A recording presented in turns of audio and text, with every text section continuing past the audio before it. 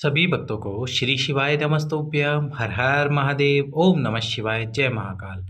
तो आप सभी जानते हो कि आज है सावन का आखिरी सोमवार।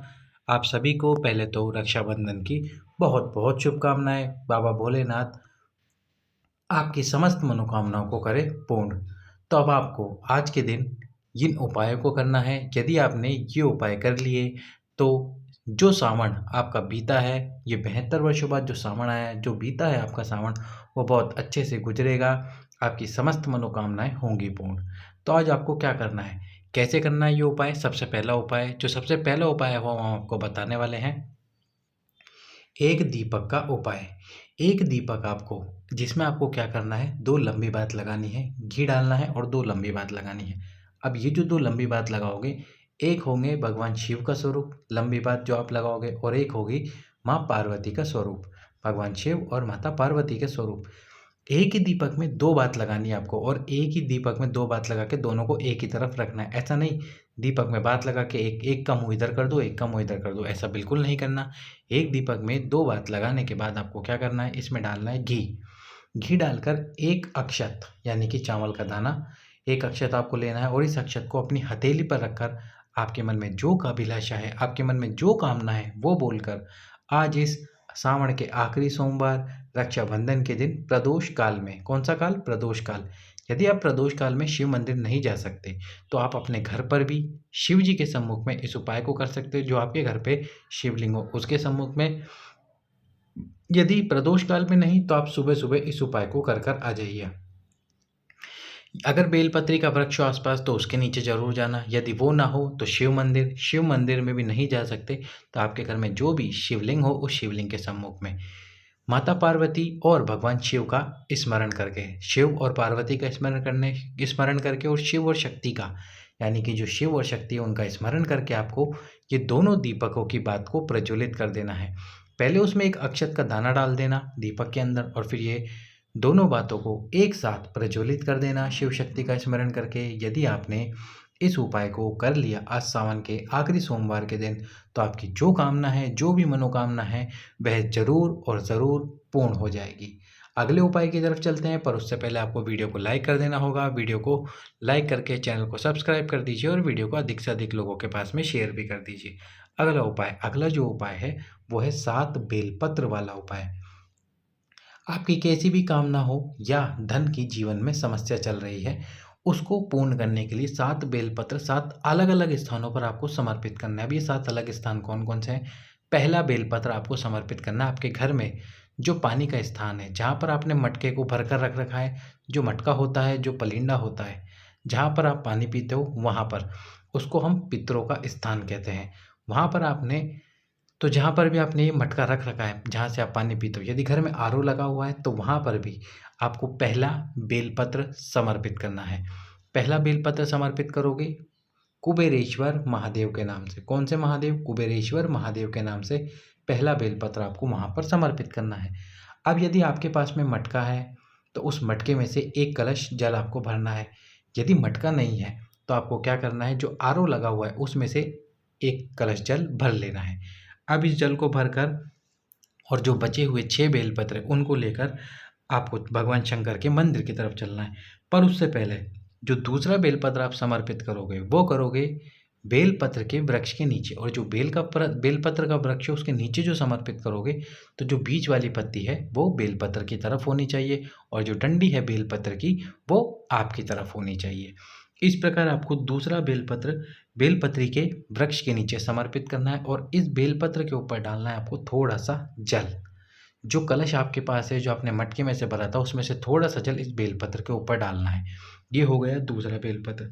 तीसरा बेलपत्र, जो नंदी जी होते हैं शंकर भगवान के मंदिर में, वो जो नंदी जी का एक पैर ऊपर उठा हुआ होता है, जैसा कि आप इस फोटो में देख रहे हो, यहाँ पर जो नंदी जी का एक पैर ऊपर उठा हुआ है, इस पैर के ऊपर आपको बेलपत्र समर्पित करना है। और बेलपत्र समर्पित करोगे तो बेलपत्र की डंडी इस प्रकार, जहाँ से जल बहकर नीचे गिर रहा हो उस तरफ होनी चाहिए।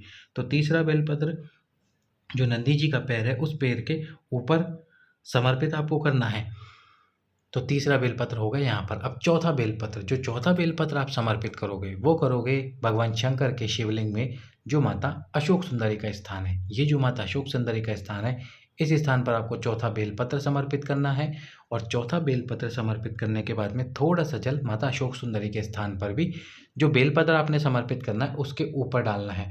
पहला बेलपत्र जब समर्पित करोगे उस पे आपको जल नहीं डालना। दूसरा बेलपत्र बेलपत्री के वृक्ष के नीचे, उसके ऊपर जल डालना है। तीसरा बेलपत्र नंदी जी के पैर के ऊपर, उस पे आपको जल नहीं डालना। और चौथा बेलपत्र माता अशोक सुंदरी के स्थान पर समर्पित करोगे, इस पे आपको जल डालना है। और जल किस में से डालना है? जो कलश आपने आपके मटके में से, आरओ में से भरा था।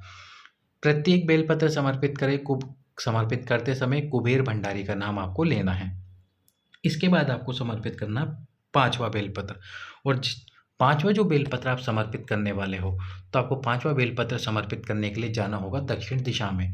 ये जलाधारी उत्तर की तरफ होते हैं, आप सभी जानते हैं। आपको दक्षिण दिशा में जाना, और दक्षिण दिशा में जाकर ये जो स्थान है, इस स्थान पर आपको पांचवा बेलपत्र समर्पित करना है। माता पार्वती का स्थान, जो शिवलिंग और माता अशोक सुंदरी के बीच का जो स्थान है, उस स्थान पर जहाँ 64 योगिनियों का स्थान होता है, इस स्थान पर आपको पांचवा बेलपत्र समर्पित कर देना है।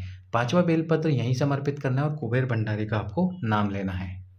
और इस बेलपत्र के ऊपर भी आपको डालना है थोड़ा सा जल। अब इसके बाद में छठवें नंबर का बेलपत्र है, वो आपको समर्पित करना है भगवान शंकर के शिवलिंग पे। और दक्षिण दिशा में आप खड़े हो तो बेलपत्र की डंडी आपको रखनी है आपके विपरीत में। इस प्रकार यहाँ पर छठा बेलपत्र आपको समर्पित करना है। और इसके बाद में जो सातवें नंबर का बेलपत्र है, वो इस जलाधारी को स्पर्श कराने के बाद में भगवान शंकर की पांचों बेटियों का नाम लेकर, जो कि है जया, विशरा, शामली वाली, दौतली और देव, इन पांचों का नाम लेकर शिव जी पे ही समर्पित कर देना है। समर्पित कर दो शिव जी पे। और उसके बाद में यदि मान लो ये जलाधारी ना हो, तो आप भगवान शंकर की पांचों बेटियों का नाम लेकर भी इस बेलपत्र को समर्पित कर देते हो। समर्पित कर दो। इसके बाद में जो आपके पास में कलश है, उस कलश का बचा हुआ जल पूरा इस मटकी के अंदर, यानी कि जो जलाधारी ऊपर, उसमें डाल देना है। फिर आपको जो आपने बेलपत्र समर्पित करें शिवलिंग के ऊपर, उसमें से एक बेलपत्र उठाना है। उस बेलपत्र को उठाकर आपके पास में घर पर लाकर किसी कपड़े में दबाकर आपके तिजोरी वाले स्थान पर रख लीजिए। भगवान शंकर आपके जीवन में जो भी धन की कमी हो रही है या आपकी कोई विशेष मनोकामना है, जब तक वो मनोकामना पूर्ण हो जाए उसको अपने पास ही रखना। किसको? बेलपत्र को अपने पास रखना। तो इस प्रकार ये सप्तम बेलपत्र का उपाय आपके जीवन से समस्त कष्ट और दुखों को समाप्त कर देगा। अब सबसे महत्वपूर्ण उपाय जिसका आप इंतजार कर रहे हो, और वो है मात्र 3 घंटे में मनोकामना पूर्ति। कैसे होगी, इसी का वर्णन करने के लिए हम आपके सम्मुख में हैं। आपको क्या करना है, जिस भी शिव मंदिर में आप जाते हो, उस शिव मंदिर के आसपास जो भी बेलपत्र का वृक्ष हो, अब ये आपको ढूंढना है। और देखो, इसका कोई अल्टरनेट नहीं है, जैसे उपाय बता रहा हूँ वैसे ही करना होगा। अगर बेलपत्री का वृक्ष नहीं मिलता तो हम इसमें कुछ नहीं कर सकते। तो आपको क्या करना है, जो बेलपत्री का वृक्ष है शिव मंदिर के आसपास, उस बेलपत्री के वृक्ष के नीचे जाना है सबसे पहले तो। और वृक्ष हो उसी के नीचे जाना। छोटे से बेलपत्री के पौधे के नीचे आपको बिल्कुल भी नहीं जाना। वृक्ष के नीचे बैठकर आपको पता होगा यहाँ पर बहुत सारे कंकर हैं।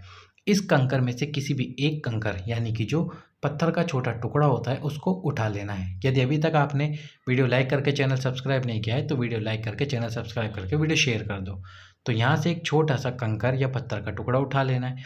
उस पर आपको जल डालना है। सबसे पहले तो जल डालकर उसको शिवजी मानना है और अच्छे से धो लेना है। धोने के बाद में उस कंकर पर अब आपको समर्पित करना है एक कलश जल। एक कलश जल उस कंकर पे समर्पित करना है। और यदि आपके पास में एक अक्षत हो, यानी कि चावल का दाना साबुत है वो, यदि अक्षत नहीं है तो एक मूंग का दाना, दोनों में से कोई भी एक वस्तु आपको लेनी है, अक्षत या मूंग। उसको अपने हाथ की हथेली पर रखकर आपकी मनोकामना बोलकर इस जो कंकर को आपने शंकर माना है बेलपत्री के वृक्ष के नीचे, इसके ऊपर समर्पित कर दीजिए। आपकी जो भी मनोकामना होगी वो मात्र और मात्र 3 घंटे के अंदर अंदर पूर्ण होगी।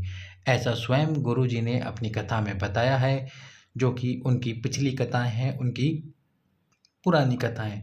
तो कीजिए इन उपायों को आज के दिन, आखिरी सोमवार के दिन, रक्षाबंधन के आप सभी को एक बार फिर से बधाइयाँ। सभी भक्तों को श्री शिवाय नमस्तुभ्यम। हर हर महा